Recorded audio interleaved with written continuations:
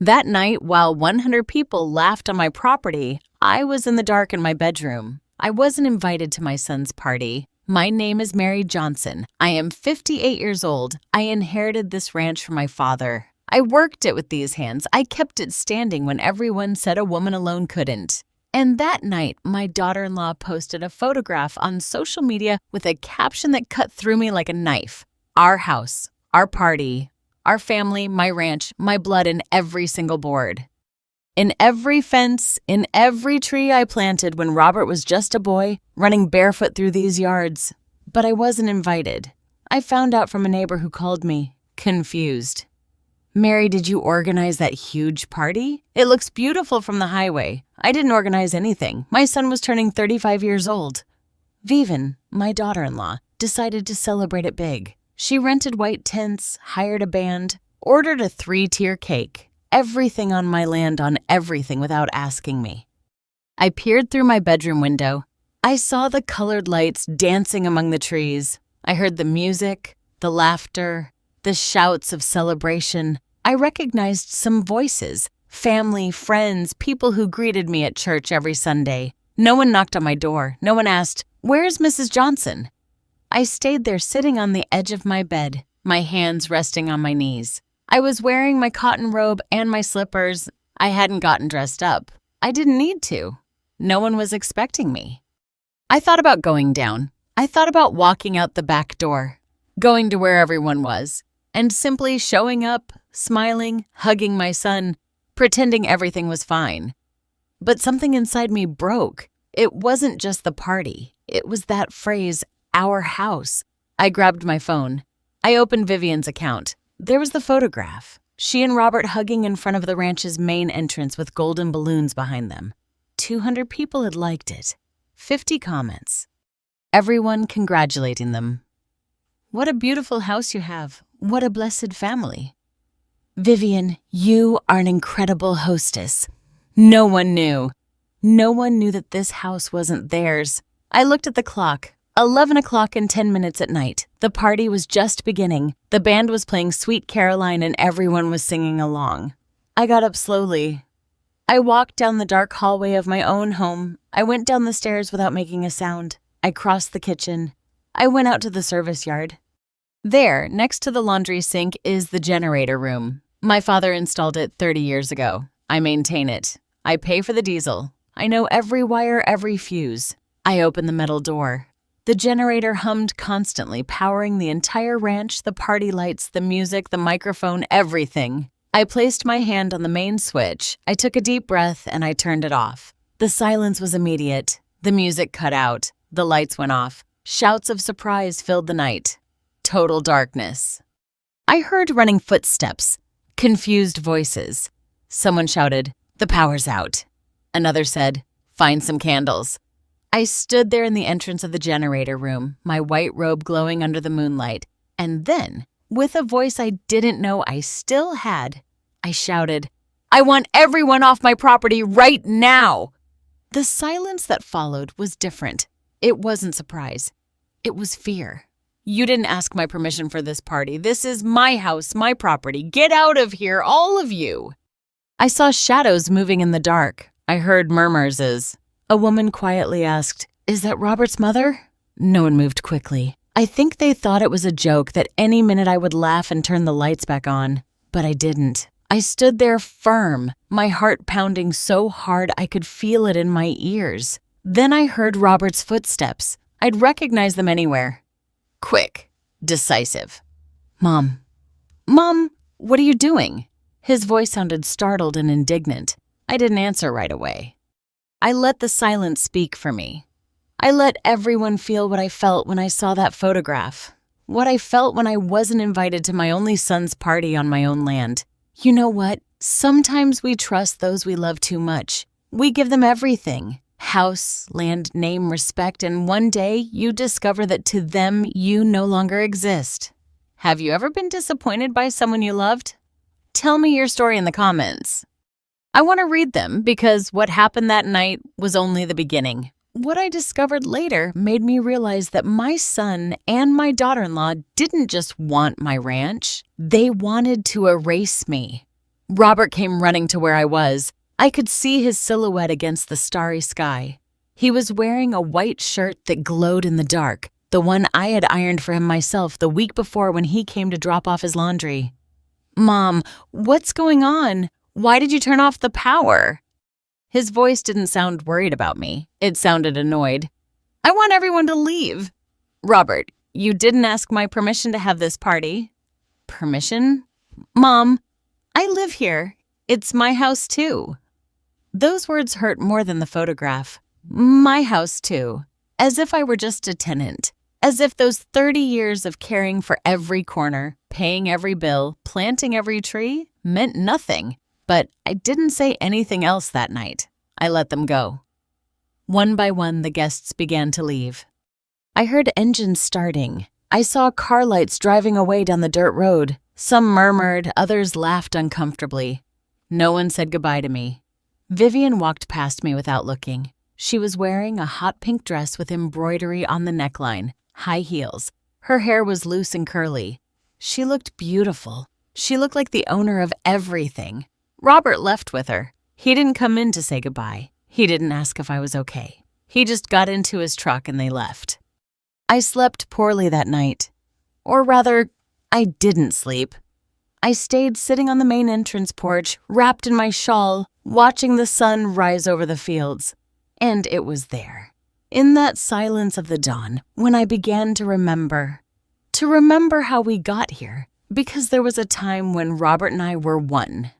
My son was born on this ranch. I brought him into the world in the main bedroom. The same one where I now sleep alone with the help of a midwife from the town and my mother holding my hand. His father, Richard, was outside smoking cigarettes and pacing like a caged lion. When he heard Robert's first cry, he ran in, tears in his eyes, and held him as if he were made of glass. "He's just like you, Mary," he told me. "He has your forehead, your eyes." And he was right. Robert resembled me, not just physically, but also in his demeanor. Calm, observant. He liked being with me in the kitchen while I made biscuits. He would sit on a wooden stool and tell me about everything, about school, his friends, his dreams. "Mom, when I grow up, I'm going to take care of this ranch with you. We'll have lots of animals, cows, horses, chickens, and we'll sell the eggs in town." I laughed. "Sweetie, that's a long way off. First, you have to study." "Why?" "You didn't study that much, and look how beautiful the ranch is." It was true. I only finished high school. My father, Mr. Russell Johnson, was a tough but fair man. He inherited this land from his father and his father from his. 3-generation caring for this piece of Texas. When I was born, my father wanted a boy. He always did. But my mother could only have me. A difficult birth that damaged her internally. The doctor said there would be no more children. My father never told me directly, but I knew it hurt him not to have a son to carry his name to continue the legacy. So, I decided to be that son. I learned to ride a horse before I turned 10. I learned to repair fences, check the cattle, and negotiate prices at the market. My father took me everywhere with him. He taught me everything he knew. "Mary, the land doesn't forgive laziness. If you take care of it, it takes care of you. If you abandon it, it abandons you." I never abandoned this land, not even when I married Richard. Richard was from the city, from Houston. He came to the town because his uncle had an agricultural machinery business, and he came to help him during vacations. We met in the town square one Sunday after church. I was 23 years old. He was 25. He was handsome, tall, dark, with an easy smile. He knew how to talk nicely. He invited me to have a lemonade at the gazebo, then for a walk on the boardwalk, then to the movies. My father wasn't very convinced. "Mary, that boy is a city boy. He doesn't know what it is to work the land. He'll want to take you with him." "No, Dad. He already told me he wants to stay here, that he likes the country." And it was true. Richard stayed. We got married in the town church. It was a simple but beautiful wedding. My mother made my dress. My father paid for the band. We danced until dawn. Richard moved to the ranch. At first, everything was perfect. He worked hard. He helped with the cattle. He learned to fix tractors. My father began to see him favorably. "That boy turned out good for you." "Sweetie, He has strong hands. When Robert was born, Richard was the happiest man in the world. Now you have your heir, Mr. Russell, he told my father. We'll stay put. My father smiled. It was one of the few times I saw him truly happy. Robert's first years were the best of my life. I remember everything. I remember his first steps in the yard with Richard crouched down waiting for him with open arms. I remember his first word, Mama. I remember how much he loved it when I sang to him before bed. Always the same song name, Hush Little Baby.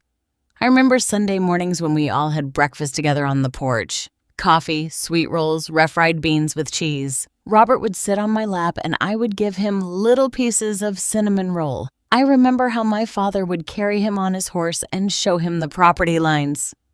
Look, Robert, all this is yours. Someday you'll take care of it like I took care of it, like your mother takes care of it. Robert would nod seriously as if he understood the weight of those words. We were a family, a complete family. But life has strange ways of changing things. My father died when Robert was 8 years old, a sudden heart attack while checking a fence. We found him lying under a mesquite tree, his hat on one side and his hand still clutching the wire. It was the first great pain of my life. On the day of the funeral, the whole town came. Mr. Russell was respected, loved, and feared by some too. But respected. He left the ranch in my name. Everything, the 150 acres, the house, the cattle, the water rights, everything to me. Not to Richard, to me. My father made it very clear in his will that the property was mine and that after me, it would be Robert's. Richard is a good man, he told my mother before he died. But this land belongs to the Johnsons. Mary knows how to take care of it. She will decide what to do when I'm gone. Richard never complained to me about anything. Quite the opposite. Your father was right, Mary. You know more about this than I do. I'll help you, but you're in charge. And so it was for years. I managed. He worked. Robert grew. Everything worked. My mother died 3 years after my father. Cancer.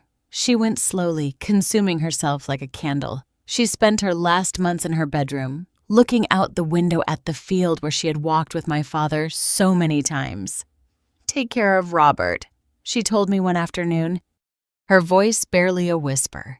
Make sure he doesn't lose this, that he doesn't forget where he comes from. He won't forget, Mom, I promise. I took her hand. It was cold, so thin that I could feel all the little bones. And take care of yourself too, sweetie. Don't let yourself be beaten down. The land is strong, but a woman alone can get tired. I didn't understand those words then. I understand them now. When Robert turned 15, he started to change. He wasn't bad. He didn't get into trouble. But he was no longer the boy who sat with me in the kitchen to talk. He wanted to go to parties, go out with friends. He spent more time in town than on the ranch. Richard said it was normal. Let him be, Mary. He's that age. He'll grow out of it. But he didn't grow out of it. At 18, Robert told me he wanted to go to college, business administration in Houston. Mom, I need to get out of here, see other things, learn new things. And the ranch, sweetie, I won't forget the ranch. But I want to study. I'll come back later and help you grow this. We can make a bigger business, sell organic produce, do country tourism. He had ideas. Good ideas. I told him yes. Richard and I paid for his education. We rented a small apartment in Houston. We went to visit him every month. Robert came home on holidays and long weekends, but he came less and less. And when he came, he was no longer the same. He wore different clothes. He talked differently. He had friends he never introduced to us. Mom, you wouldn't know them. They're from the university. As if we were less. As if the ranch were less. Richard started getting sick when Robert was in his 3rd semester. At first, it was small things. Tiredness, back-aches. We thought it was age, hard work. But then came the dizziness, the nausea, the weight loss. I took him to the doctor. Pancreatic cancer, advanced stage. The doctor gave us 6 months. He didn't even make it to 4. Richard died on a Tuesday in April, with the window open and the birds singing into the bedroom. I was lying next to him holding his hand. His last words were, "Forgive me, Mary. I couldn't give you more children. I couldn't help you more with the ranch. Don't say that. You gave me Robert. You gave me good years. That's enough." He closed his eyes and was gone. Just like that. Just that terrible. Robert arrived that night from Houston. He cried. He hugged his father's body. He was with me at the wake, at the funeral, at the burial. But a week later, he went back to the city. "Mom, I have to finish the semester. I have already missed too many classes. I promise I'll visit more often." He didn't visit more often. He came less. And I was left alone on this ranch. Alone with the memories, alone with the land, alone. You know something? While I was telling all this, I thought about where you might be listening to me. In your house, perhaps preparing dinner or driving or lying down before bed. I'd like to know. Write the name of your city in the comments. It makes me feel less lonely to know someone is listening to me. Because what comes after this? What happened when Robert met Vivian? That's when everything really started to break. Robert met Vivian in his last year of college. He told me on the phone one October afternoon. I was in the kitchen making apple butter preserves like I did every year around that time. The sweet smell filled the whole house. "Mom, I met someone." His voice sounded different, excited, nervous. "Oh, really? Sweetie, what's her name?" "Vivian. She's from Houston. She's studying interior design. She's incredible. Mom, I want you to meet her." I was happy for him. I truly was happy. My son had been so sad after his father's death, so lost. I prayed every night that he would find something that would make him happy again. "Of course, sweetie. Bring her whenever you want. This is always your home." "Thanks, Mom. You're going to love her." "You'll see." He hung up. I continued slicing the apples, putting sugar in the pot, stirring slowly. But something inside me felt strange. I couldn't explain it. It was like when the sky turns a certain color before a storm. There aren't clouds yet, but the air changes. Robert brought Vivian 2 weeks later. They arrived on a Saturday afternoon in the truck we had bought him so he could visit us more easily. A white Toyota, brand new. Robert loved it more than anything. I was waiting for them on the porch. I had put on my navy blue dress, the one I wore on Sundays. I had put my hair up in a bun. I wanted to look presentable. I wanted my son's girlfriend to see that her mother-in-law was a dignified woman. I heard the engine. I saw the dust the truck kicked up on the dirt road. My heart was beating fast. I was nervous like a teenager. Robert got out first. He was wearing jeans and a plaid shirt. He looked handsome, older. He was a man now. "Mom," he ran to hug me. He smelled of expensive cologne of the city. "Sweetie, it's good to see you. I brought you someone very special." He turned towards the truck and signaled. The door opened and Vivian got out.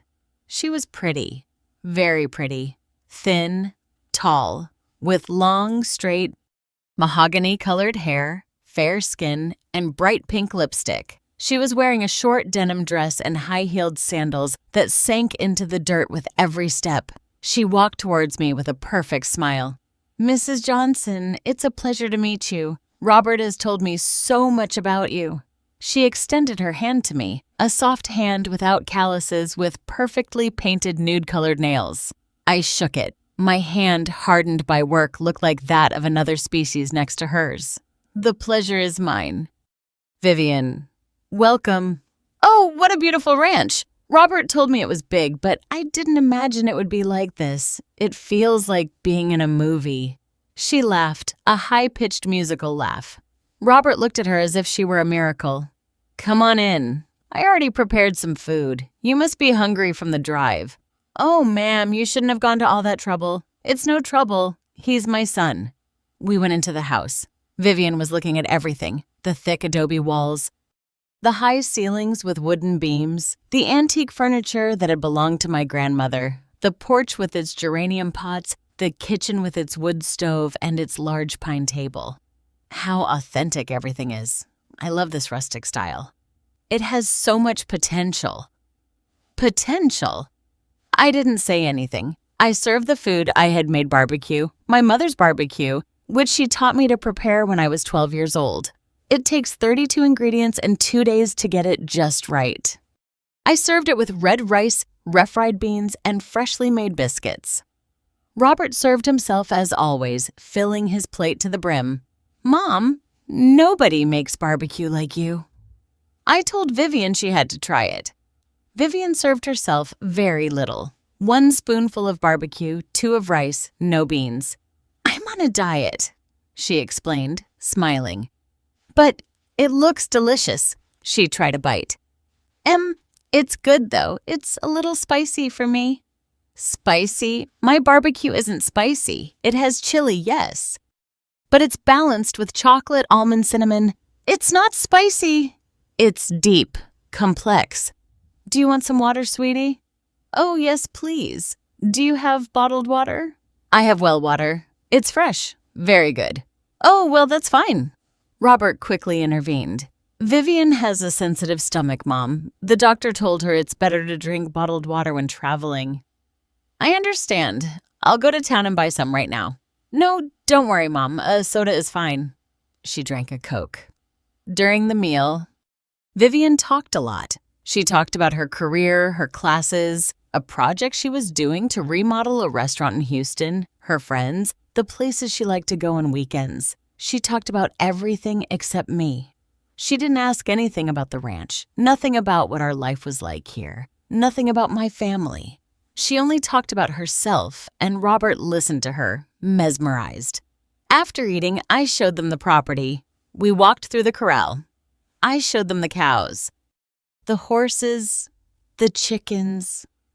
Vivian walked carefully, avoiding stepping where there was mud or manure. Oh, what a smell, she said, covering her nose when we passed the stable. They're animals, sweetie. That's how they smell. Yes, I know. But it's strong, isn't it? Robert, did you grow up with this smell every day? Robert laughed awkwardly. You get used to it. Oh, no. I couldn't. I would need a lot of scented candles. We kept walking. I showed her the vegetable garden, the fruit trees, the old well, the small chapel where my father prayed every day. Vivian took photos with her phone. This is incredible for Instagram. Robert, take a picture of me here.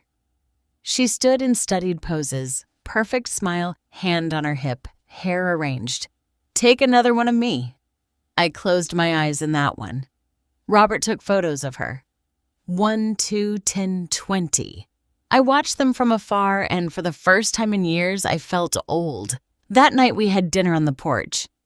I had prepared squash blossom quesadillas and chicken soup with vegetables, simpler things. I thought maybe Vivian would prefer it that way.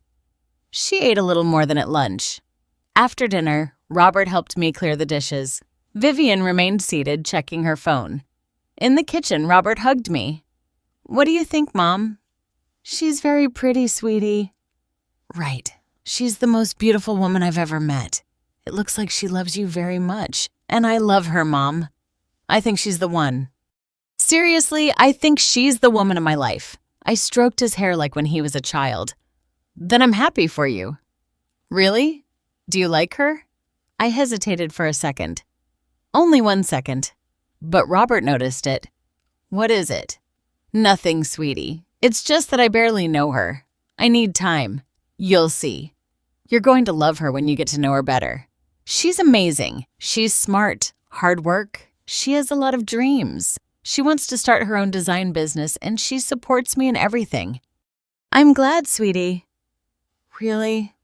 But something inside me wasn't glad. Something inside me was afraid. They stayed the night. I gave them the guest room, the one with the garden view. I put clean sheets, new towels, and fresh flowers on the nightstand. Vivian walked in and looked at everything with an evaluative expression. Oh, Mom, how nice. Although it's a little hot, isn't it? There's no air conditioning. No, honey, but you open the window and fresh air comes in and I have a fan. Oh, well, I guess it's just one night. Robert apologized for her with his eyes. I went to my room. I couldn't sleep. I lay awake looking at the ceiling, listening to the crickets outside. And I remembered something my mother once told me when I was about 20 years old and had brought home a school friend who spent the whole time criticizing everything we had, Mary. There are people who don't know how to be grateful, who don't know how to see what is valuable, who only see what is missing. Be careful with those people. Don't let them make you feel less than. At that moment, I didn't understand why she told me that. Now I understand. The next morning, I prepared a big breakfast. Green chilaquiles, ranch-style eggs, beans, sweet rolls, coffee, freshly squeezed orange juice. Robert came down first. Smells delicious, Mom. Sit down, sweetie. Everything's ready. Vivian came down 20 minutes later. She was wearing athletic gear, tight pants, a sports top, white sneakers, her hair pulled back in a high ponytail. Good morning, Mom. Do you happen to have yogurt and fruit?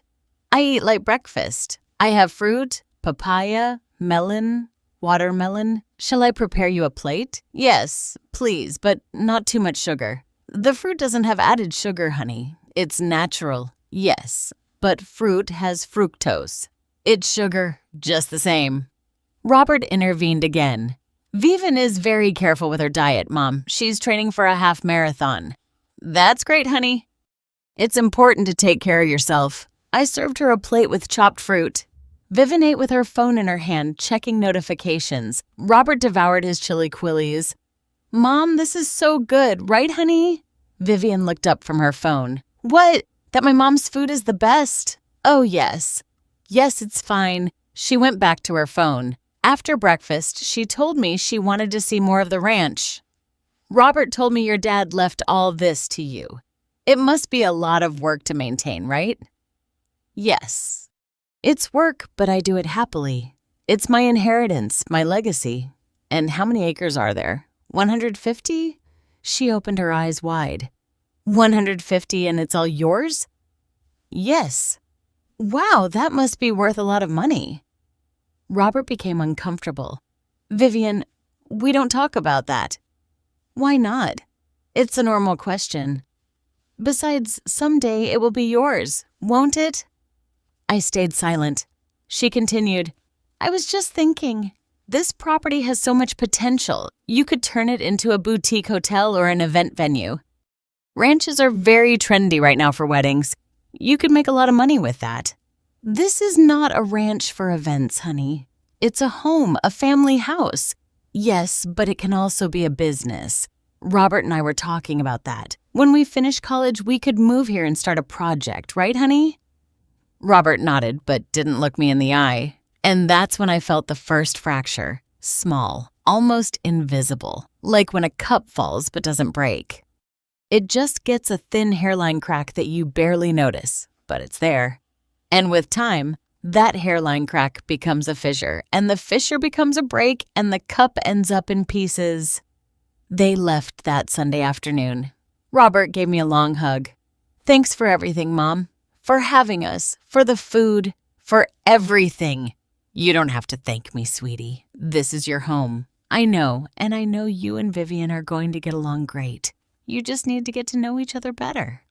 Yes. Sweetie. I'm sure. Vivian kissed me on the cheek. Thank you, Mrs. Johnson. We'll see you soon. And think about what I told you, okay? About the business. It really has a lot of potential. She smiled. They got into the truck. They left. I stayed standing on the porch watching them drive away. And for the first time since Richard's death, I felt completely alone. It wasn't the loneliness of being physically alone. It was a different loneliness. The loneliness of realizing that your son no longer sees you the same way, that someone else is influencing his decisions, that things will never go back to how they were before. I went into the house. I picked up the towels they had used. I washed the dishes. I swept. I mopped. And while I was doing all that, one phrase kept running through my head. Someday it will be yours, won't it? That's what Vivian had said. As if I were already dead. As if this house were already theirs. As if I were just occupying a space that didn't belong to me. That night, I sat on the porch with a cup of chamomile tea. I looked at the stars. I listened to the crickets. I felt the cool night air. And I remembered my father's words. Mary, this land is yours. Never let anyone take it from you. Not for love, not out of pity, not out of tiredness. This land is your name. It's your blood. It's who you are. I wondered if he had known that someday I would need to remember those words. If he had seen something in the future that I couldn't see yet. Or if he simply knew that life always tests what we love the most. I still didn't know that Vivian would return, that Robert would start to change, that words would turn into demands, that plans would turn into pressure, that my own house would start to feel like enemy territory. I didn't know it yet. But that night, without understanding why, I cried. I cried for everything that was to come. I cried for the family we were and for the family we would never be again. 3 months passed without seeing Robert. He called me every week. Yes, but they were short calls. Rushed. Hi, Mom, how are you? Fine, sweetie. And you? Good. Good. Lots of school. Lots of final projects, you know. When are you coming? Soon, Mom. I promise soon. But he didn't come. And when I asked about Vivian, his voice changed. He became more animated. She's doing great. Super busy with school, too. She sends her regards. Regards? She never got on the phone herself. She never called me, but I tried not to think too much about it. Give it time, I told myself. They're young. They're busy. It's normal. I focused on the ranch work. November is harvest season. We had to pick the corn, prepare the feed for the cattle, and check the roofs before the winter rains began. I hired 2 young men from the town to help me, Ray and his cousin Jesse. Good workers, quiet, respectful. We got up before dawn. We worked until the sun went down. We had dinner together in the kitchen. I prepared something hearty for them because the work was hard. And then they went home to the town. The routine was good for me. It kept me busy. It helped me not to think about the fact that my son had practically disappeared from my life. Robert came back in December. He did so without warning. I was in the vegetable garden pruning the peach trees when I heard his truck engine. I took off my work gloves. I wiped the sweat from my forehead. I walked towards the entrance. Robert got out of the truck, but he didn't come alone. Vivian got out on the passenger side. My heart sank a little, although I tried not to show it. Mom. Robert hugged me. He smelled different of expensive perfume that wasn't his. Sweetie, what a surprise. You didn't tell me you were coming. We wanted to surprise you. I pulled away from him and looked at Vivian. She was wearing a white lace dress, gold sandals. Her hair loose with perfect waves. She was wearing large sunglasses that covered half her face. Hello, Mrs. Johnson. She took off her glasses, and that's when I saw the ring, a diamond, big shiny on her left hand. Mom, Robert said, taking Vivian's hand. We have something to tell you. My stomach tightened. Vivian and I are getting married. The world stopped for a second. Only 1 second, but it stopped. Oh, sweetie. What? What news? Aren't you happy? Of course I am. It's just that you caught me by surprise. Vivian smiled broadly. I was surprised too. Robert proposed to me a week ago. It was super romantic. He took me out to dinner at a restaurant on a hotel rooftop. There were candles, live music, everything. And when they brought the dessert, the ring was there and a glass of champagne. She spoke quickly, excited. Robert looked at her as if she were the only thing in the world. Congratulations, I said. Congratulations to both of you. I hugged them. First, Robert, then Vivian. She felt stiff in my arms as if hugging wasn't something that came naturally to her. Come in. I'll prepare something to eat. No, Mom, we came to invite you out to eat. To the restaurant in town to celebrate. To the restaurant? Yes, we want to celebrate with you. It was strange. We never went to restaurants. We always ate at home. But I didn't say anything.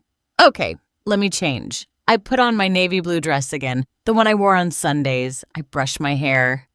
I put a little powder on my face and a touch of pale pink lipstick that I almost never used. When I went downstairs, Vivian looked me up and down.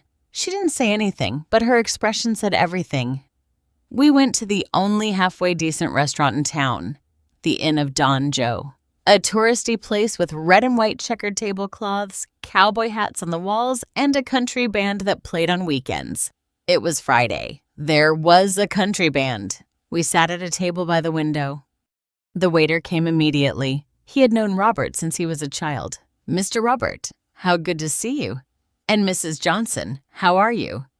"Fine, Tony, thanks. What can I get you to drink?" Robert ordered a beer. Vivian ordered a margarita. I ordered an Harada.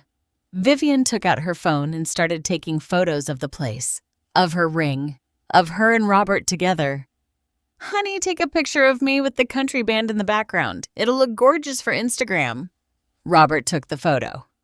Then he ordered food. I ordered some Swiss enchiladas. Robert ordered a steak plate. Vivian ordered a Caesar salad, but no croutons, no Parmesan cheese, and with the dressing on the side, please. The waiter nodded, confused. When he left, Robert took my hand. "Mom, I know this is fast, but when you know it's the right person, you just know. And Vivian is the right person. When are you planning to get married?" "In June after we graduate." "So soon?" Vivian intervened.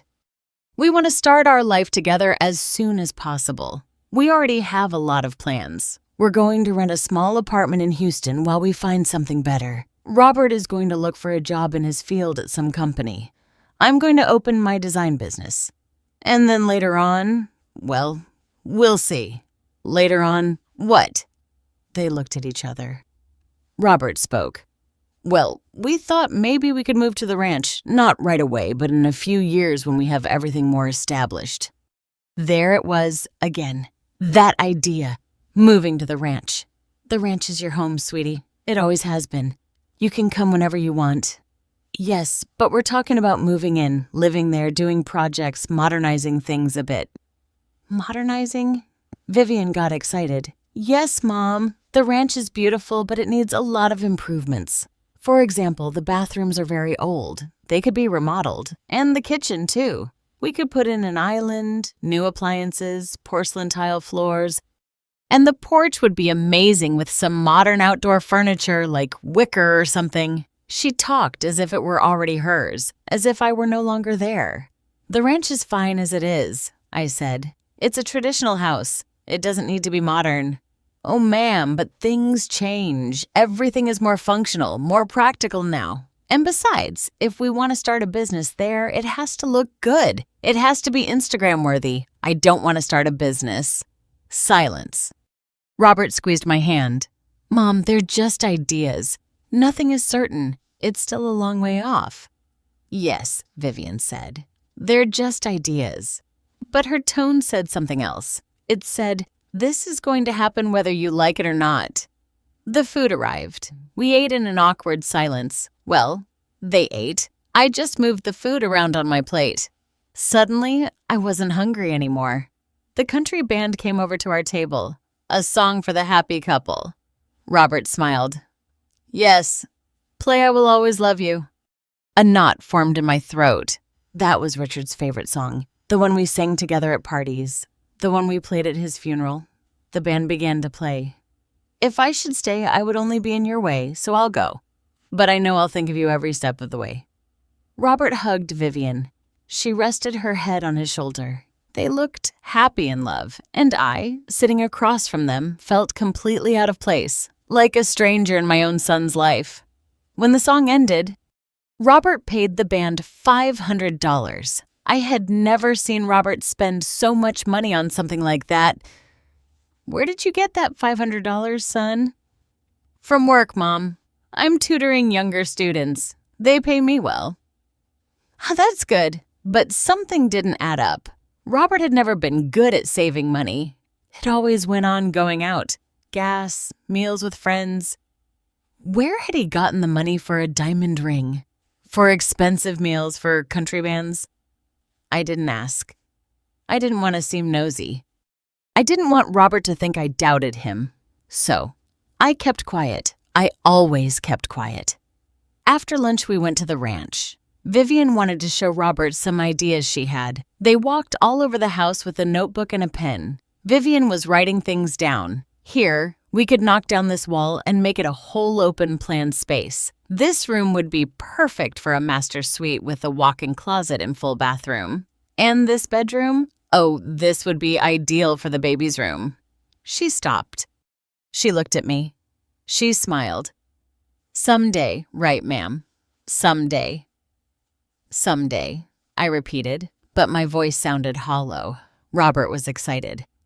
Vivian has a really good eye, Mom. She's a designer. She knows about this. Yes, sweetie, I see. I followed behind them like a ghost, watching them plan changes in my own house, watching them imagine a future where I was clearly not included, or worse, where I was only included as an annoyance, as an obstacle, as someone to be tolerated until I didn't want to finish that thought. They stayed the night again. This time, Vivian didn't complain about the heat or the fan. This time, she walked into the guest room as if it were hers. That night, when everyone was asleep, I went out onto the porch. I sat in my rocking chair, the same rocking chair where my mother used to sit to knit, the same one where my father sat to smoke his cigar after dinner, the same one where I sat to rock Robert when he was a baby. I looked at the moon. It was almost full, silver, beautiful, and I thought about all the times my mother warned me about letting myself be trampled, about not saying what I felt, about holding things in so as not to make waves. Mary, you're always so quiet, so long-suffering. One day, you're going to get tired of enduring and it will be too late. But I didn't know how not to endure. I didn't know how to set boundaries. I didn't know how to say, I don't like this. This hurts me. This is hurting me. My whole life had been like that, quiet, obedient, compliant, first with my father because he was my father and fathers are respected. Then with Richard because he was my husband and husbands are supported. Now with Robert because he was my son and sons are sacred. But me, when did I respect myself? When did I support myself? When was I sacred? I didn't have an answer, so I did what I always did. I swallowed everything, smiled, and endured. The next morning, I prepared breakfast. Mexican-style eggs, beans, biscuits, coffee. Robert came down first. He looked happy, rested. Good morning, Mom. Good morning, sweetie. Did you sleep well? Super well, like I always do here. He sat down at the table. I served his plate. Mom, I want to ask you something. Tell me. Vivian and I were talking, and we would like to have the wedding here at the ranch. I stopped dead in my tracks. Here. Yes. It would be perfect outdoors in the garden with the mountains in the background. It would be a beautiful wedding. Sweetie, a wedding is a lot of work, a lot of money, a lot of people. I know, but it wouldn't be until June. We have time to prepare everything, and Vivian is willing to help with the planning. In fact, she's already super excited about the idea. You already proposed it to her. Yes, last night. She loved the idea. So he wasn't asking me, he was informing me. They had already decided. Robert, I don't know if that's a good idea. Why not? Because this house isn't prepared for big events? Because the dirt road gets really bad when it rains? Because there aren't enough bathrooms? Because, Mom, please. It's my wedding. It's the only thing I'll ever ask of you. Just this one day. Just this one day. As if I were the one making things difficult. As if I were the one unfairly denying something. How many guests would there be? Around 200. 200. Yes. Family. Friends, classmates of Vivian's and mine. You know, I didn't know any of those people. Sweetie, Mom, please. I'm asking you from the bottom of my heart. It means a lot to me. To us. He looked at me with those eyes, the same eyes he made when he was 5 years old and wanted me to buy him candy at the store. The same eyes he made when he was 10 years old and wanted me to let him sleep over at a friend's house. The same eyes that always convinced me. I sighed. Okay. Seriously? Yes, you can have the wedding here. Robert got up and hugged me tight. Thank you, Mom. Thank you. You won't regret it. It's going to be the most beautiful wedding you've ever seen. Vivian came downstairs at that moment. Did you tell her already? Yes, she said yes. Vivian shrieked with excitement. She ran towards me and hugged me. Oh, Mrs. Johnson, thank you so much. Thank you very much. I promise you it's going to be incredible. It's going to be a day we'll never forget. I smiled. But inside, something broke a little more. That crack that had started months ago became deeper and I didn't even notice it. Or maybe I did notice it, but I didn't want to see it because if I saw it, I would have to do something. And doing something meant confrontation, and confrontation meant losing my son. So I did what I always did. Nothing. Absolutely nothing. While I'm telling all this, I wonder what you would have done in my place. Would you have said no to your son? Would you have set boundaries from the beginning? Or would you have done the same as me? Endure. Give in. Swallow until you couldn't anymore. Write to me in the comments. I really want to know because I still wonder if I did the right thing or if I should have said no that day. If I should have stopped everything before it was too late. But I didn't. And what came next? What happened in those months leading up to the wedding? That's when I really started to open my eyes. The months that followed were crazy. Vivian came to the ranch every 2 weeks, always with new ideas, always with plans, always with lists. Mrs. Johnson, we need to hire someone to completely clean up the garden, to prune all the trees, to remove the weeds, to paint the benches. Mrs. Johnson, we have to fix the dirt road. Put down gravel at least. The guests can't arrive with their cars dirty. Mrs. Johnson, the bathrooms need urgent remodeling. At least the toilets need to be replaced and more modern sinks installed. Mrs. Johnson this. Mrs. Johnson that never, Mrs. Mary with respect, never what do you think with consideration, always orders disguised as suggestions, and Robert always on her side. Mom Vivian is right. We have to fix things. It's our wedding. We want everything to look nice. Our wedding. As if I wasn't part of that hour. I started hiring people, gardeners, masons, painters, plumbers. I spent money I hadn't planned to spend. Money from my savings, from selling cattle, from the little income left from the harvest. Also, the ranch would look presentable for Vivian's guests, for people I didn't know, for people who didn't care. One afternoon in February, Vivian arrived with a huge folder. Ma'am, I came to show you the wedding plan. We sat at the dining table. She opened the folder. There were photos of other weddings, drawings, diagrams, lists of vendors. Look here, we're going to put the main tent white, with chiffon fabrics hanging from the ceiling. The tables go here, 12 in total, with ivory tablecloths and centerpieces with roses and hydrangeas. The altar will be here in front of the rose bushes. We're going to put up a natural flower arch. And here on this side, the dance floor. She pointed to places in my garden as if it were a chessboard. And the band. There won't be a band. There will be a DJ. A band is very tacky. Tacky. My wedding had a band. My parents' wedding had a band. All the weddings I knew had a band, but I didn't say anything. And the food? Oh, that's the best part. I hired a catering service from Houston. Super elegant. They're going to do a 3-course dinner, appetizer, main course, and dessert. All gourmet. Gourmet? Yes. No barbecue or chili or those heavy things. It's going to be fine dining. Beef carpaccio, salmon with risotto, things like that. Vivian, people here don't like that kind of food. They're used to something else. That's why, Mom. We have to educate their palate. Let them experience new things. Educate their palate as if the food of my land was inferior, as if what I had cooked all my life was worthless. And how much does all this cost? Vivian smiled. Don't worry about that. Robert and I are going to pay for most of it. We just need you to provide the ranch and maybe help with some small expenses like renting the chairs, the tables, things like that. How much is that? Around $50,000. The air went out of me. $50,000. That was what I earned in 6 months of hard work. Vivian, I don't have $50,000. Her smile froze. What do you mean you don't? I don't have it. The ranch doesn't bring in that much money. It barely covers expenses. But Robert told me you had savings. I have savings, yes, but they're for emergencies.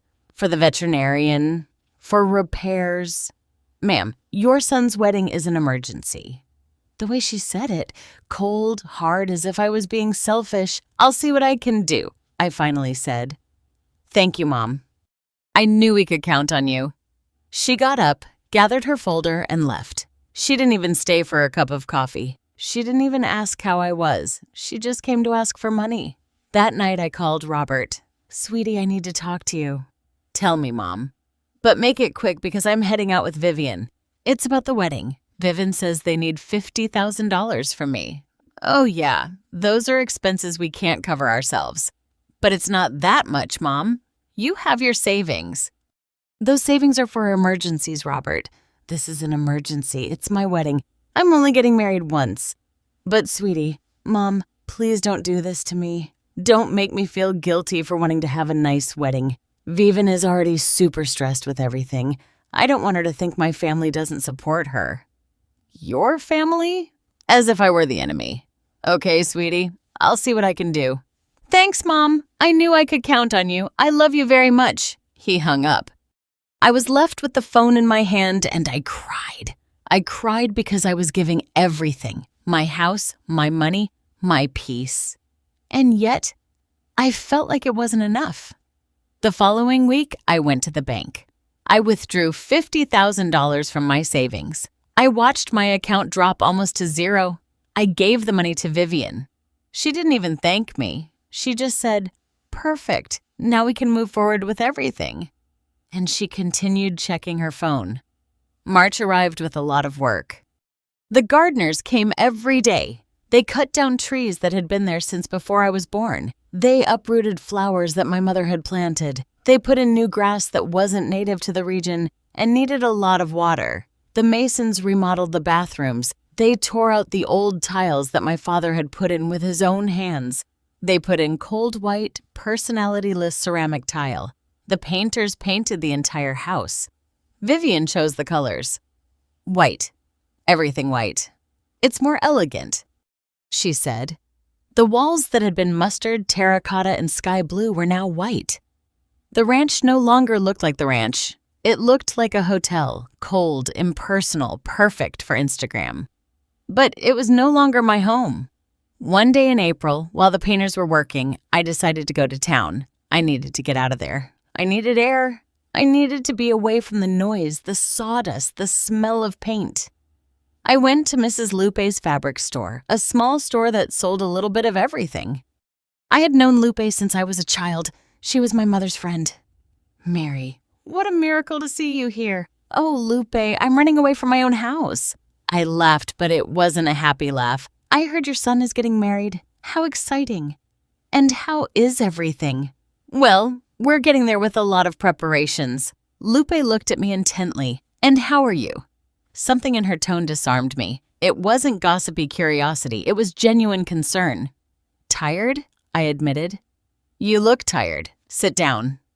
I'll make you a coffee. I sat on an old chair next to the counter.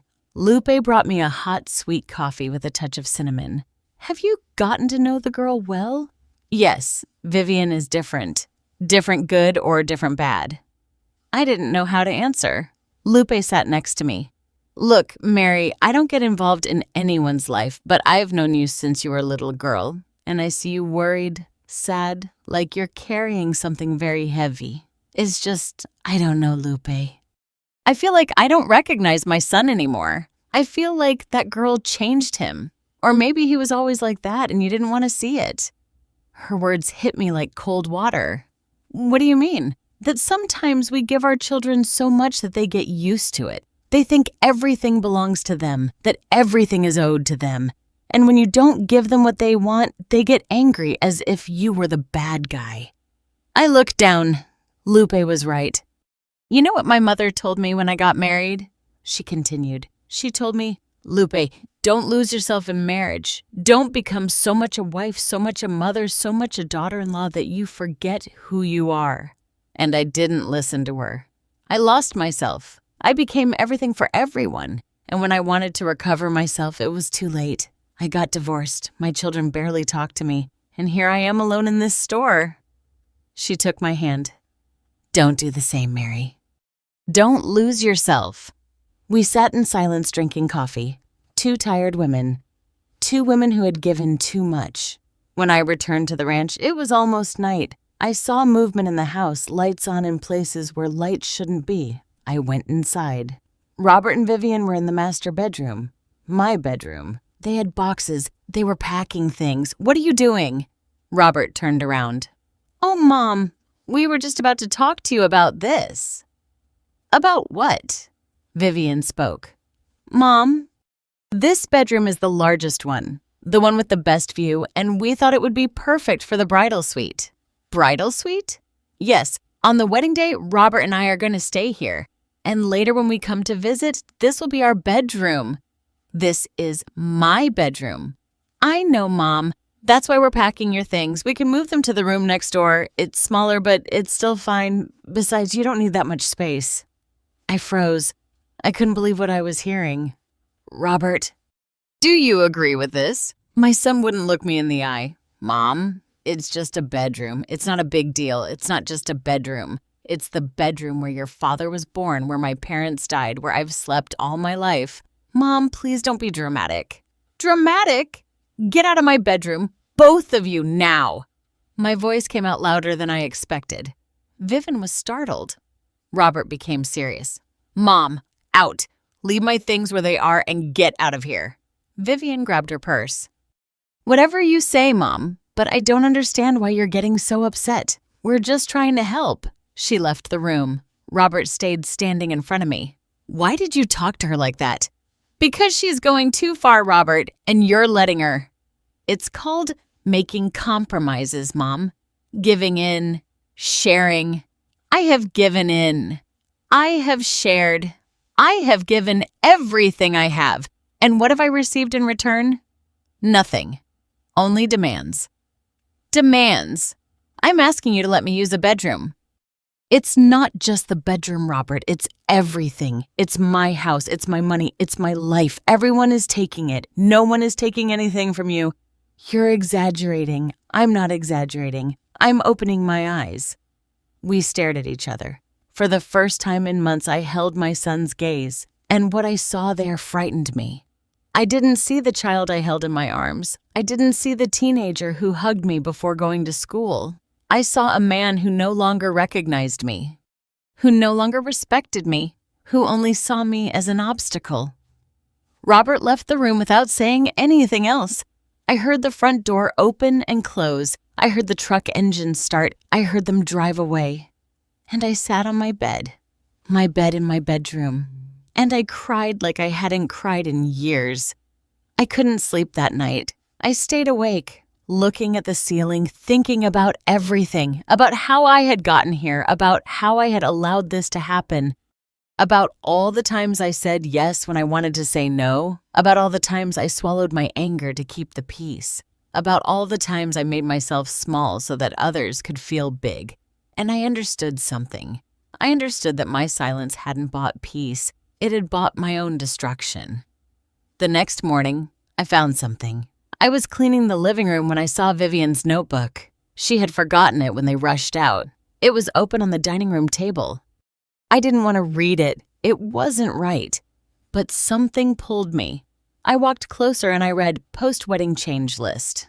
1. Complete kitchen remodel. 2. Knock down wall between living room and dining room. 3. Build swimming pool in the backyard. 4. Change all the flooring in the house. 5.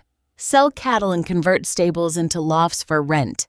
6. Talk to lawyers about the deed. The deed. The word hit me. They wanted the deed. They wanted me to put the property in Robert's name. Or worse, in both their names. I kept reading. There was another page. Year 1 budget, complete remodel, $800,000. Construction of tourist cabins, $1.5 million. Marketing and advertising, $200,000. Total $2.5 million. Funding sources. Sale of current cattle and machinery, $300,000. Bank loan with ranches collateral, $2 million. Personal savings, $200,000. Bank loan with the ranches collateral. They wanted to mortgage my property. They wanted to risk the land my family had cared for generations to start a tourist business without asking me, without considering me, because to them, I was already dead. Or at least I no longer mattered. I closed the notebook. My hands were trembling. My heart was beating so hard I felt like it was going to burst out of my chest. And right there in that moment, something changed inside me. It wasn't a dramatic change. It wasn't an explosion. It was something quieter, deeper. It was the realization that I couldn't go on like this anymore. That if I didn't do something, they were going to take everything from me. Not just the ranch, also my dignity, my identity, my reason for existing. I grabbed the notebook. I hid it in my bedroom in the drawer where I keep important documents. The property deed, my father's will, the birth certificates. And I waited. I waited for Robert to come back. I waited for Vivian to come for her notebook. I waited with the cold certainty that now I knew. I knew what they wanted. I knew how far they were willing to go. And I knew I had to defend myself because no one else was going to do it for me.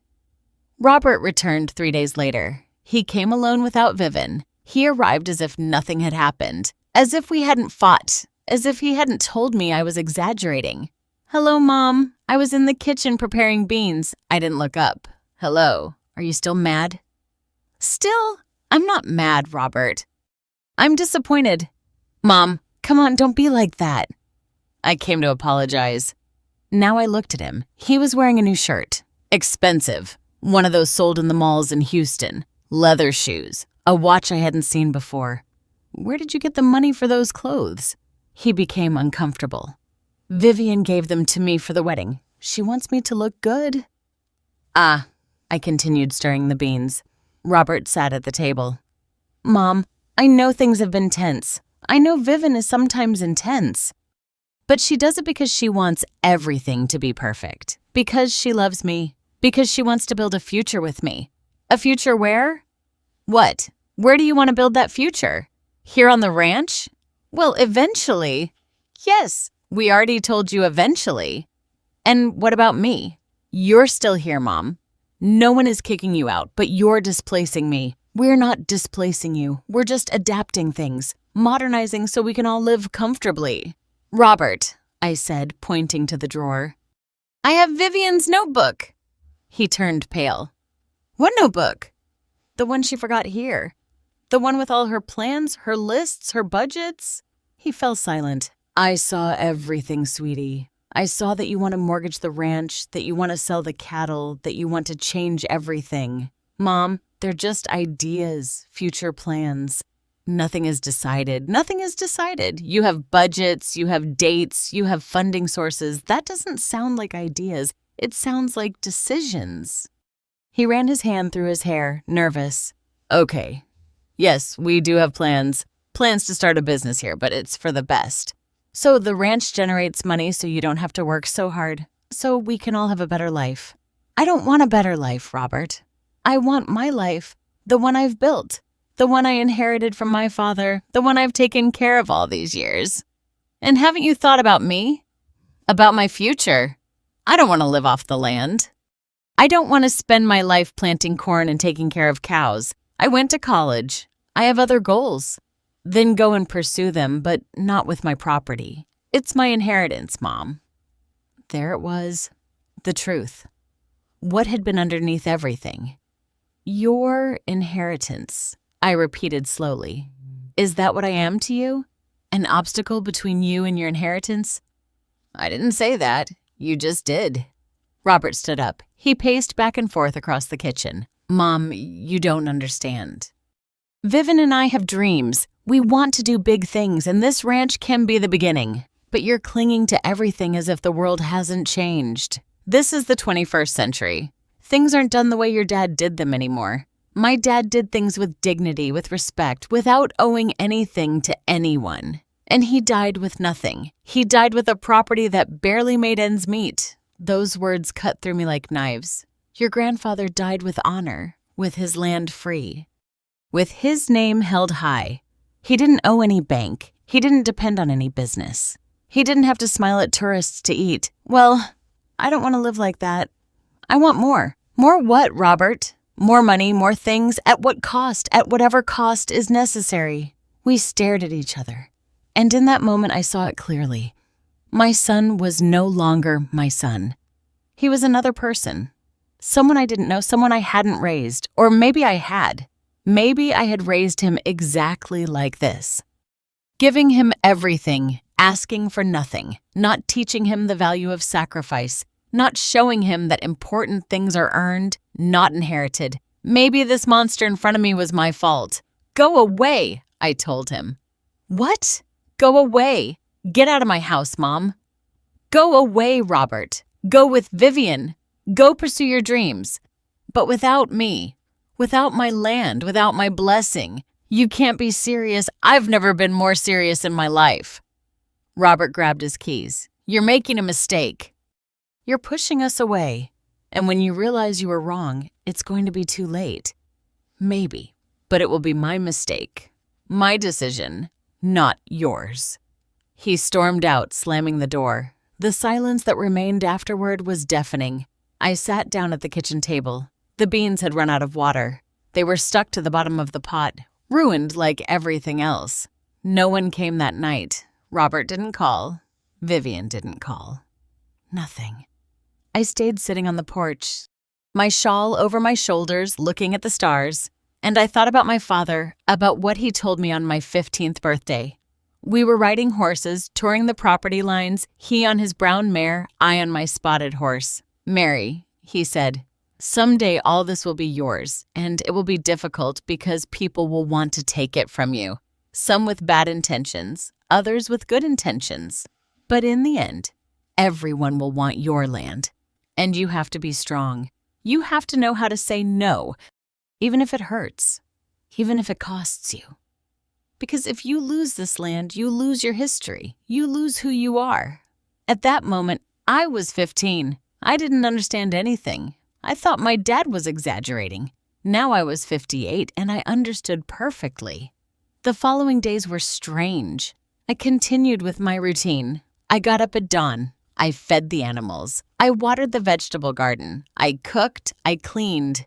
But everything felt empty. There were no workers fixing things. There were no tents or decorators. There was no Vivian giving orders. There was no Robert. Just me, alone again. A week after the fight, I received a call. It was a number I didn't know. I answered. Mrs. Mary Johnson. Yes, that's me.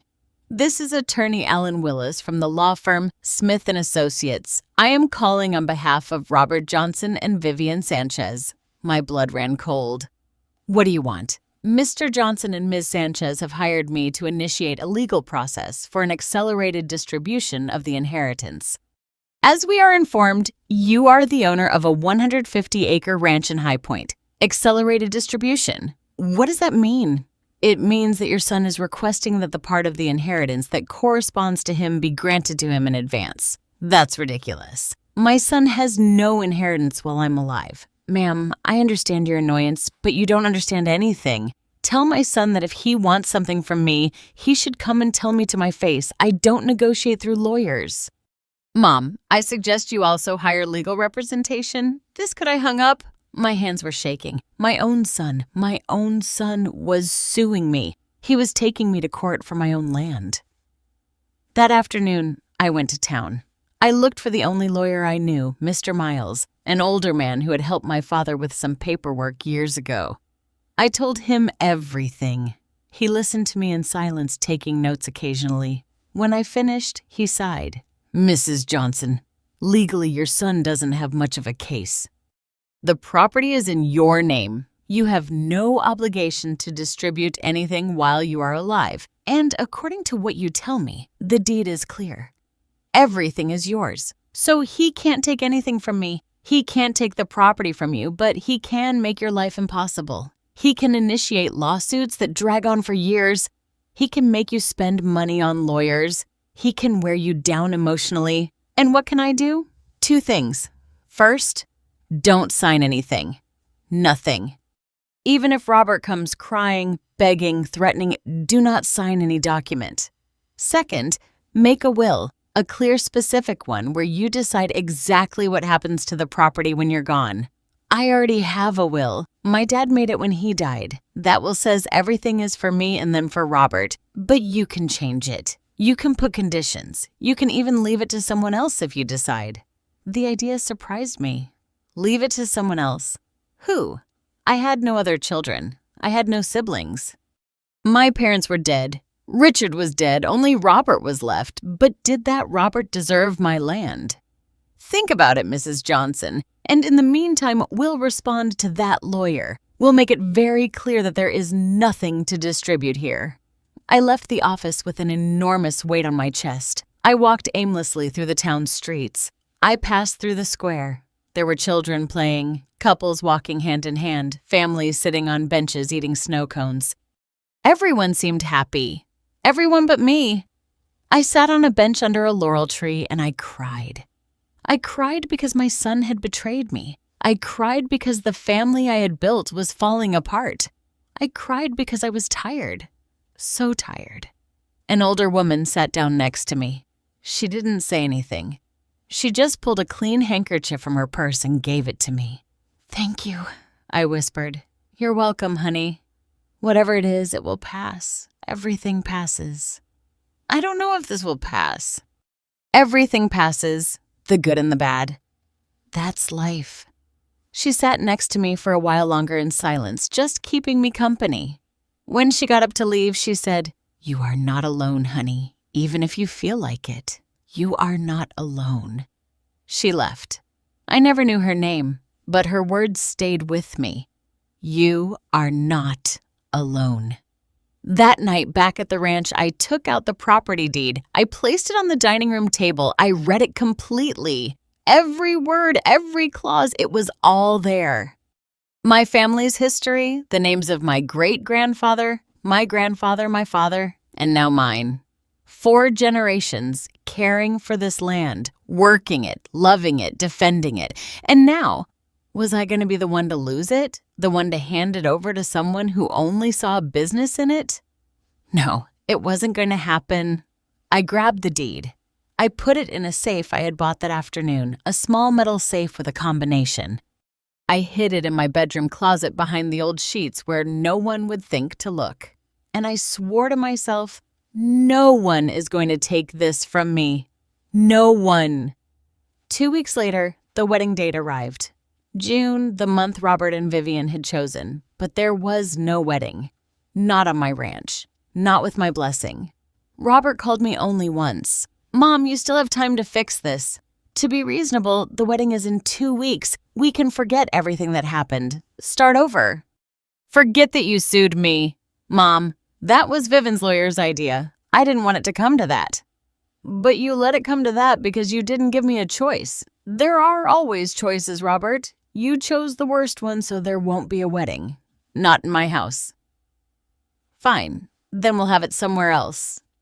And you're not invited." He hung up. I didn't cry. I had no tears left. The day that would have been the wedding, I stayed home alone. I made chicken soup just for me. I sat on the porch. I ate slowly, looking at the garden they had fixed up for a wedding that was never held here. And I wondered if I had done the right thing, if my dignity was worth losing my son, if defending my land was worth being completely alone. I didn't have an answer. I only had silence and the cold certainty that things would never go back to how they were before. I still wonder if I did the right thing. If I should have given in one more time. If I should have signed the papers they wanted. If I should have let them take what was mine just to maintain the peace. And you? What would you have done in my place? Would you have defended what was yours, even if it cost you everything? Or would you have given in so as not to be left alone? Write to me. I need to know. Because what happened next, what I discovered in the following months, made me understand that this fight was only beginning, and that there were much worse things waiting for me. 3 months passed without hearing anything from Robert. 3 months of silence, not one call, not one text, nothing. It was as if he had died, or as if I had died to him. I continued with my life, with my routine, getting up early, taking care of the animals, working the land, cooking for myself alone, sleeping alone, but everything felt hollow, like when you walk through an empty house and your steps sound too loud. That's how my life was, too quiet, too empty. In September, Mrs. Lupe came to visit me. She brought sweet rolls and coffee. She sat with me on the porch. "How are you, Mary?" "Here surviving. Did you hear?" "Hear what? That Robert got married?" My heart stopped. He got married? Yes.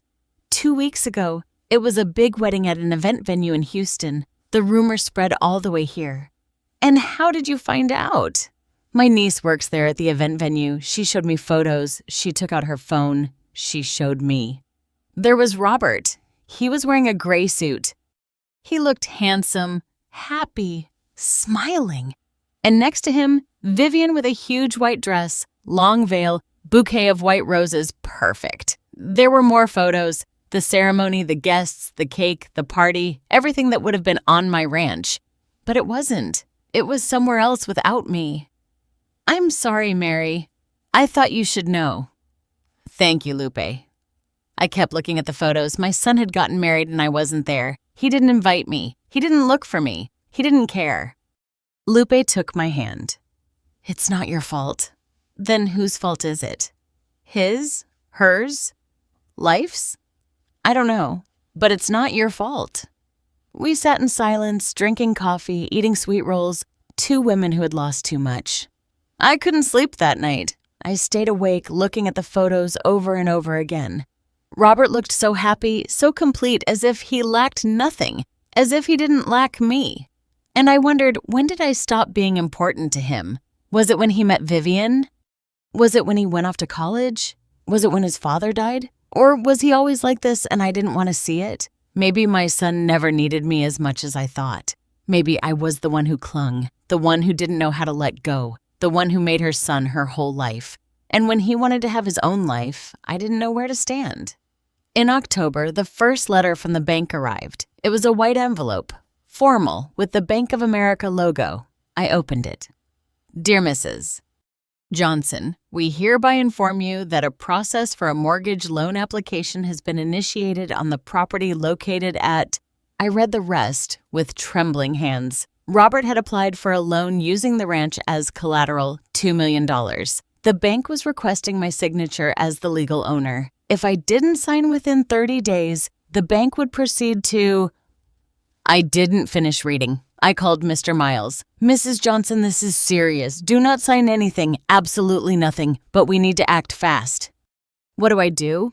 We're going to send a letter to the bank notifying them that you did not authorize that application, that the property is not available as collateral, and we are going to initiate a process of asset protection. What is that? It's a legal lock so that no one can do anything with your property without your consent. Neither sell it, nor mortgage it, nor transfer it. Do it. Do whatever is necessary. 2 weeks later, Robert showed up at the ranch. He arrived in the afternoon alone without Vivian. He was wearing jeans and a white shirt. He looked tired with dark circles under his eyes. He knocked on the door. I was in the kitchen. I heard the knocking but didn't move. He knocked again. Mom, I know you're there. I need to talk to you. I waited. Please, Mom. Just 5 minutes. I opened the door. We stared at each other. He looked different. Thinner. Paler. As if he wasn't sleeping well. Come in. We went inside. We sat in the living room. The silence was heavy. I came to apologize, he finally said. I didn't answer. Mom, I know I messed up. I know I did things wrong. I know I hurt you. Then why did you do it? Because Vivian convinced me it was the best thing. That you were being unfair. That you were clinging to something that no longer belonged to you. And what did you think? I didn't know what to think. I was confused. Vivian was very insistent. She said that if I really loved you, I had to help you. That I had to save you from yourself. Save me from myself? I repeated the word slowly. Yes. She said you were killing yourself working, that the ranch was a burden, that you deserved to rest, and that the only way for you to rest was for me to take control. Take control of my life. She didn't put it that way, but yes, basically that. And you believed her? Yes, I believed her. Why? Because it was easier to believe her than to confront you. Finally, the truth. Robert, your wife doesn't want to help me. She wants me out. She wants my land. She wants to turn this into a business, and you know it. I know. Then why are you still with her?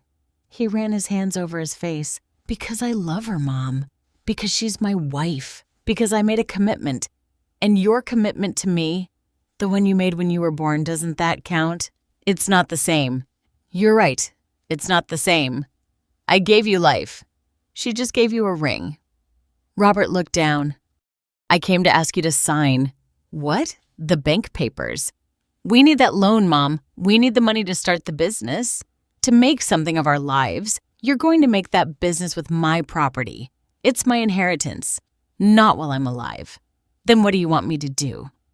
To sit idly by? To do nothing with my life? To wait for you to die so I can live? Those words, those damned words, get out of my house, Mom. Get out now. Mom, please just think about it. Think about out. I shouted so loud that even I was startled. Robert stood up. He walked towards the door. Before leaving, he turned around. I'm going to fight this, Mom. Legally with everything I have because that land is mine too. None of it is yours. None of this is yours. The only thing you had was my love and you destroyed that. No, you destroyed that when you decided that the land was more important than me. He left, the door closed, and I stood there, standing in the middle of my living room, trembling. Crying, breaking. That night was the longest of my life. I didn't eat, I didn't sleep, I didn't do anything. I just sat in my rocking chair on the porch, and I cried. I cried for everything. For my son who was no longer my son, for the family that was broken, for the years I dedicated to caring for him, loving him, protecting him, for the sleepless nights when he was sick, for the times I went without food so he wouldn't lack anything, for all the love I gave, and that was now worth nothing. In November, Robert's lawyer sent another letter. This time it was a formal lawsuit. They were requesting that my mental incapacity to administer the property be declared. They said I was senile, that I made irrational decisions, that I was putting the family assets at risk. Mr. Miles was furious. This is an outrage. They have no legal basis, but they are going to make you have to undergo medical exams, psychological evaluations. They will try to prove that you are not in your right mind. Let them do what they want. I know who I am. Mrs. Johnson, this is not a game. If a judge determines that you cannot manage your assets, they will appoint a guardian for you, and that guardian will probably be Robert. Can they do that? Yes, if they can prove cause, but I'm perfectly fine. I know and will prove it, but it will be a long process, difficult, tiring. I don't care, I'm gonna fight. Are you sure? I've never been more sure of anything. December arrived cold, colder than normal. The nights were freezing. I had to sleep with 2 blankets. The days were gray, cloudy, as if even the sky was sad. I was still alone. Ryan and Jesse still helped me with the ranch work, but at the end of the day, they went home, and I was left alone again. Mrs. Lupe came to visit me when she could. She brought me food, company, kind words, but it wasn't enough. Nothing was enough to fill the void Robert had left. December 24th was Christmas Eve. I always spent that night with Robert since he was a child. We had dinner together. Roast turkey, mashed potatoes, apple cider. We put up the nativity scene. We went to the midnight mass. But not this year. That year, I stayed alone. I prepared a small dinner just for me. A piece of turkey, a little salad, a glass of cider. I sat at the table. I placed an extra plate across from me, the place where Robert always sat. I looked at it empty like my life, and in that moment, something broke inside me. It wasn't dramatic. It wasn't a loud cry. It was something deeper. It was acceptance. Acceptance that I had lost my son, that the family I had built no longer existed, that everything I loved was gone and that I had to learn to live with it. That night after dinner, I went out to the yard. I looked at the stars. They were bright, clear, beautiful. And I spoke to my father. Dad, I don't know if I did right.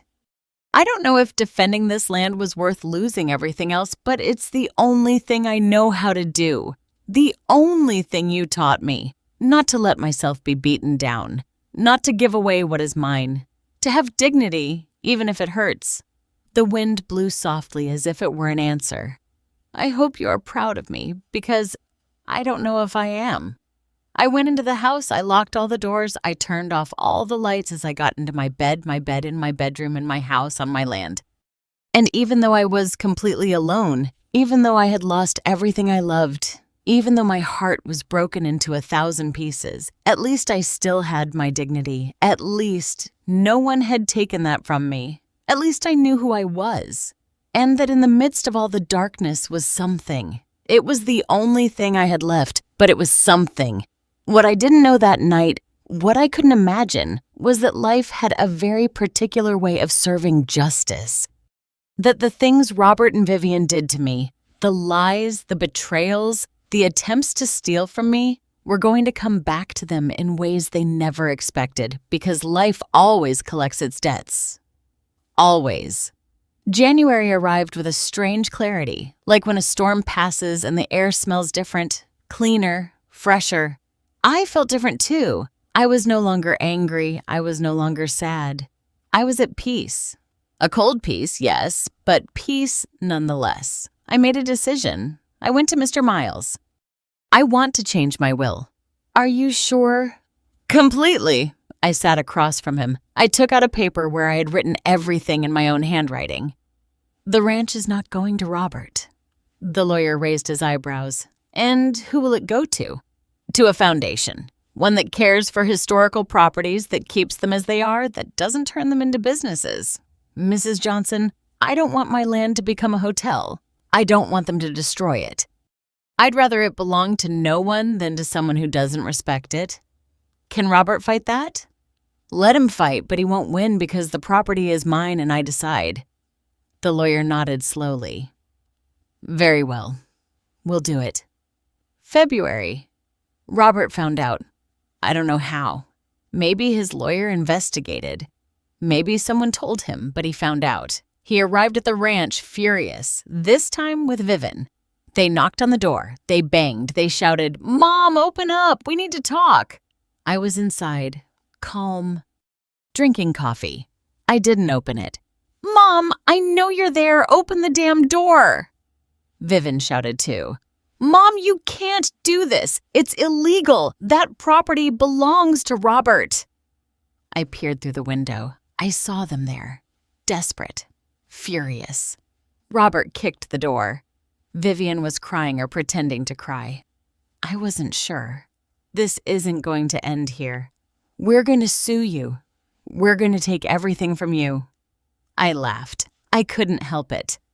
I laughed because they couldn't take anything from me anymore. They no longer had power over me. They left. But the legal war continued. Lawsuits, counter-lawsuits, hearings, medical exams. I went through everything through 3 different psychologists evaluated me. All 3 said the same thing. I was perfectly sane. They gave me memory tests, reasoning tests, mental capacity tests. I passed them all. The judge reviewed the case and ruled in my favor, Mrs. Mary Johnson is in full use of her mental faculties. She has the absolute right to dispose of her property as she sees fit. Robert lost. March. I didn't hear anything more from them for weeks until Mrs. Lupe came with news. Mary, did you hear? What happened? Robert and Vivian are in trouble. What kind of trouble? The business they were going to start, the one they needed your land to start. Well, they tried to do it anyway. They got a loan with other collateral. I don't know what it was. And it failed. They lost all the money. I stayed silent, and there's more. It seems Vivian borrowed money from her family, a lot of money, promising the business would work, and now they can't pay. And Robert, he lost his job. It seems he was absent a lot because of the business, and they fired him. I didn't feel joy. I didn't feel satisfaction. I only felt emptiness. Do you know where they are? Renting a small apartment, very small, in a bad area of Houston. I continued with my life, with my routine, with my land. But now there was something different. I had taken control. I had set boundaries. I had said no further. And even though it cost me everything, even though I lost my son, even though I was left alone, at least I was left with myself, with my dignity intact, with my land free, with my name held high, just as my father taught me. One afternoon in April, I was in the vegetable garden pruning the peach trees. I heard a car. I looked over. It was Robert's truck. But it was coming slowly, without hurry. It parked. He got out alone. He walked toward me. He looked different, thinner, sadder, more humble. Mom. Robert, can I talk to you? You're already talking. I mean, can I sit down? I pointed to a bench under a tree. We sat down. The silence lasted a long time. You were right, he finally said. I didn't answer. You were right about everything, Vivian. She only wanted your money, your property. She never cared about me. She never cared about family. She only cared about starting her business, being rich, being successful. And you only just realized? Yes, I'm an idiot. Yes, you are. He laughed bitterly. I lost everything, Mom. The money, the job, and soon I'm gonna lose Vivian too. She already told me she's going to file for divorce, that I'm a failure, that she deserves better. I didn't say anything. And the worst part is I lost the most important thing. I lost you. He closed his eyes. Tears rolled down his cheeks. I'm sorry, Mom. I'm so sorry. I was a bad son, a terrible son. I betrayed you. I hurt you. I tried to take what was yours. And now I understand why you defended it so much. It wasn't just the land. It was your dignity, your history, your life. We stayed silent. I looked at the horizon, the mountains, the sky, the fields I had worked all my life. Do you forgive me? He asked with a broken voice. I looked at him. My son, my only son, the child I held in my arms, whom I fed, whom I loved with all my heart. I don't know, Robert. I don't know if I can. I understand. He stood up to leave, but I also don't know if I can't, I added. He stopped. Time will tell. Time and your actions, not your words, your actions. He nodded. Thank you, Mom, for not completely closing the door on me. He left and I stayed there sitting under the tree, knowing that I had done the right thing, that defending my dignity was not wrong, that setting boundaries was not selfishness, that saying no when necessary did not make me a bad mother. It made me a strong woman, a woman who knew her worth, a woman who would not let herself be trampled, not even for love. A year passed, a year in which life took care of putting things in their place without me lifting a finger, without me seeking revenge. Life simply collected. I found out everything through Mrs. Lupe, through the town, through the gossip that reached me without me seeking it. Vivian divorced Robert in July.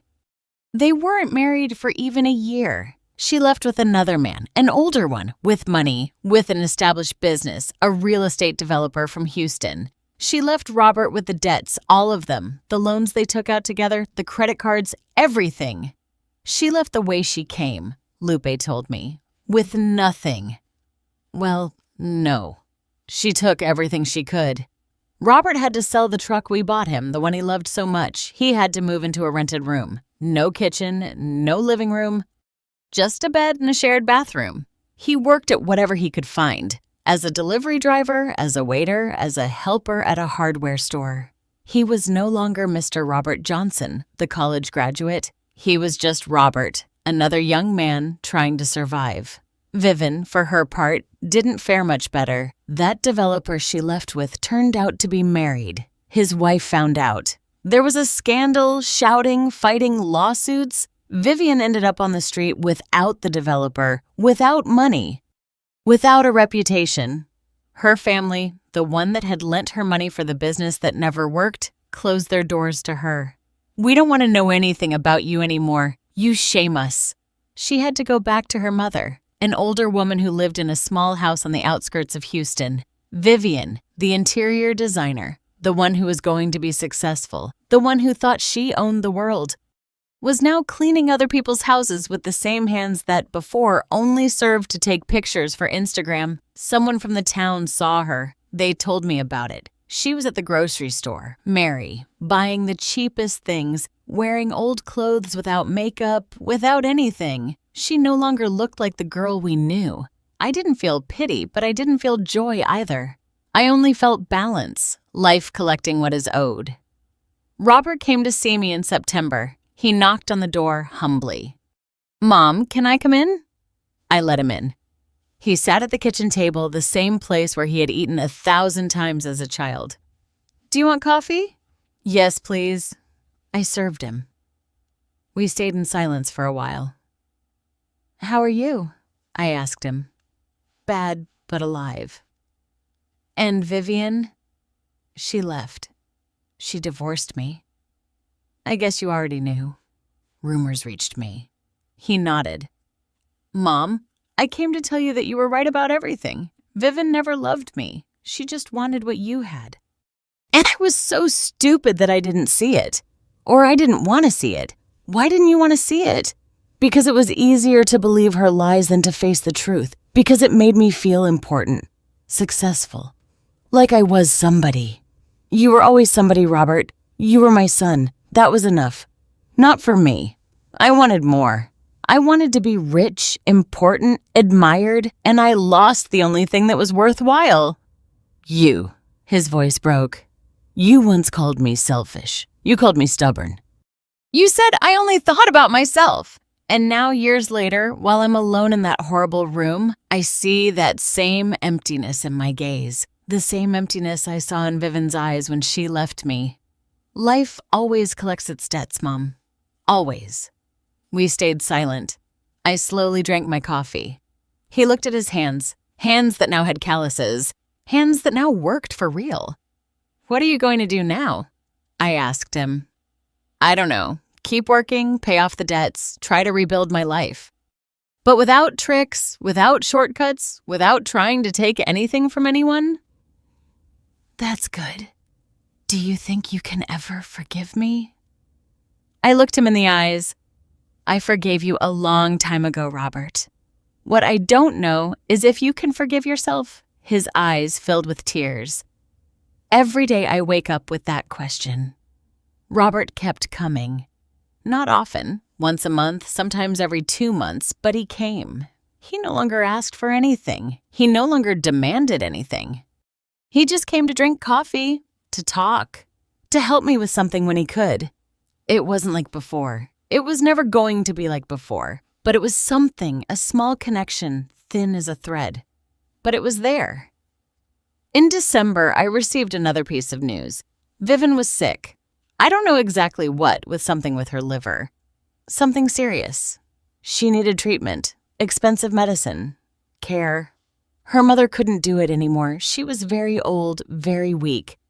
Vivian ended up in a public hospital, alone with no visitors, with no money for a private room, in a shared bed with 5 other women. The one who once posted our house, our party, our family on my ranch was now in a public hospital bed alone with no house, no party, no family. Someone told me Robert went to see her once, not out of love, out of pity. He brought her some money, the little he had for her medicine. She didn't even thank him. She just took the money and turned her face away. That was the last contact they had. I continued with my life, my ranch, my land, my routine. Ryan Jesse still helped me. Mrs. Lupe still visited me. Mr. Miles became a friend, not just my lawyer. I started going to town more often, to church, to the market, to talk with people. I no longer felt so alone. I had found a different peace, a peace that didn't depend on having family, a peace that came from knowing who I was, from knowing my worth, from knowing that I had defended what was right. One afternoon in December, I was sitting on the porch watching the sunset. The mountains were painted orange and purple. The air smelled of wet earth. The crickets began to chirp. And I thought about everything that had happened, about everything I lost, about everything I gained. And I understood something. Life hadn't taken anything worthwhile from me. It had taken away what was rotten, what was hurting me, what was consuming me. And even though it hurt, even though I cried, even though I thought I wouldn't survive, I survived. Stronger, freer, more myself. If my story helps just one woman to open her eyes, just one woman to defend herself, just one woman to know her worth, it will have been worth it. All the pain, all the loneliness, all the sacrifice, it will have been worth it. Because I am Mary Johnson. I am 59 years old and this is my land. No one took it from me and no one is going to take it from me. 2 years have passed since that night I turned off the generator. 2 years since I shouted in the dark. 2 years since I decided that I was no longer going to be invisible in my own life. Today, I am 60 years old, and for the first time in a long time, I feel complete. The ranch is still mine. The deed is locked in the safe. Safe, protected. My will is updated, clear, definitive. When I am gone, this land will not belong to anyone who sees it as a business. It will be for those who respect it. For those who understand that a house is not just walls and earth. It is history. It is blood. It is memory. Robert still visits. Not often, but he comes. He now works at a small company. He does accounting. Nothing glamorous, but it is honest. He pays his debts little by little, with effort, with humility. He no longer talks about million-dollar businesses. He no longer brags. He no longer demands. Now he asks, "How are you, Mom? Do you need help with anything? Can I stay for lunch?" And I tell him yes, because even though he hurt me, even though he almost destroyed me, even though he took years of peace from me, he is still my son. And a mother's love is not erased. It transforms. It adjusts, but it does not disappear. I never heard anything more about Vivian. They say she left town, that she went to another state, that she is still sick, that she is still alone. I don't look for information. I don't ask. She is no longer part of my story. She was just a dark chapter. Painful, but finished. There are days when I wonder what would have happened if I had given in. If I had signed the papers, if I had let them take the ranch, if I had chosen false peace over my dignity, maybe Robert would still be around. Maybe we would eat together every Sunday. Maybe there would be no fights, no lawyers, no years of silence. But I would not be complete. I would be broken inside. I would be a shadow of myself, a woman without a voice, without power, without land. And that would have been worse than any loneliness. I learned something in these years. I learned that loving does not mean disappearing, that being a good mother does not mean being a doormat, that taking care of others does not mean forgetting about yourself. I learned that sometimes the most loving decision is to say no, that sometimes defending your boundaries is the only way to maintain your sanity, that sometimes people need to lose to learn, and that you are not responsible for teaching them at the expense of your own destruction. I also learned that loneliness is not always bad, that there is a difference between being alone and feeling lonely. I am alone. Yes, I don't have a husband. My son barely visits. I don't have grandchildren. But I have my land. I have my name. I have my dignity. I have beautiful sunrises. I have the birds singing. I have the smell of freshly brewed coffee. I have the satisfaction of knowing that I did not let myself be beaten down, that I defended myself, that I was worth it to myself. And that, believe me, is more than many women can say. If you are listening to this and you are going through something similar, if someone is taking away your peace, your space, your life, if you feel guilty for setting boundaries, if you think that saying no makes you a bad person, I want you to know something. You are not bad. You are human, and you have the right to defend yourself, to protect what is yours, to say no further. It doesn't matter who it is. Son, husband, family, friends, your life is yours. Your dignity is yours. And no one, absolutely no one, has the right to take it from you. Yesterday afternoon, Robert came to visit me. He brought flowers, daisies, my favorites. Happy birthday, Mom. I'd forgotten it was my birthday. Thank you, sweetie. We sat on the porch. We drank coffee. We ate the cake he brought from a town bakery. We didn't talk much, but it was a nice silence, a comfortable silence.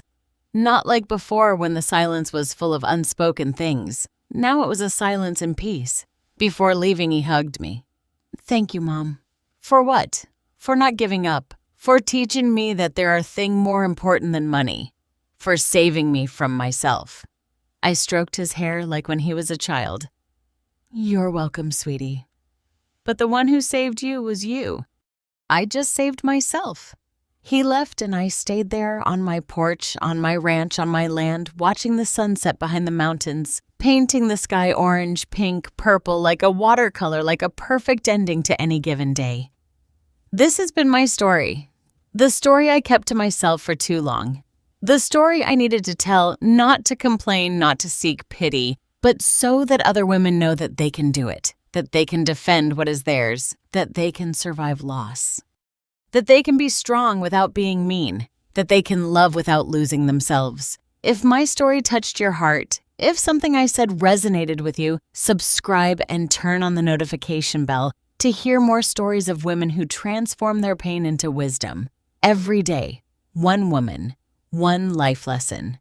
Share this story with someone you love. Sometimes a story like this can change an entire day. May God bless you. And until next time, I am Mary Johnson.